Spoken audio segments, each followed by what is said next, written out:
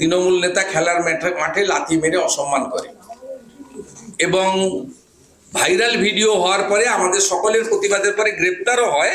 আবার 48 ঘন্টার মধ্যে ওখানকার কীর্তিমান এসপি জামিনও করিয়ে দিয়েছে। অথচ এসসি এসটি অ্যাট্রোসিটি অ্যাক্টে জামিন হয় না। 15ই আগস্টই আমাদের আরেকটি ইনসিডেন্ট, এটাতে আমি বলবো না, পরোক্ষভাবে মুখ্যমন্ত্রী মমতা ব্যানার্জি দায়ী। সুবল সোরেন, তিনি যোগ্য শিক্ষক, তার চাকরি যাওয়ার কারণে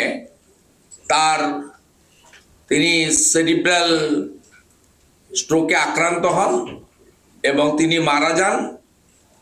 এবং মারা যাওয়ার পরে তার দেহটা নিয়ে যাতে যোগ্য শিক্ষক শিক্ষাকর্মীরা প্রতিবাদ করতে না পারে, পুলিশি অত্যাচার আমরা সবাই দেখেছি। এইটা ইনসিডেন্ট আমরা তুলে ধরছি যেখানে আদিবাসীরা অত্যাচারিত হয়েছেন, কোথাও আবগারি পুলিশ মানে সরকারি লোকের দ্বারা, কোথায় মমতা বন্দ্যোপাধ্যায়ের দ্বারা পরোক্ষভাবে, কোথাও সরাসরি একটা বিশেষ সম্প্রদায়ের দ্বারা, কোথাও স্বাস্থ্যকর্মীর দ্বারা, এবং প্রত্যেকটি ক্ষেত্রে এফআইআর হওয়া সত্ত্বেও কোনো বিচার পরিবার পায়নি।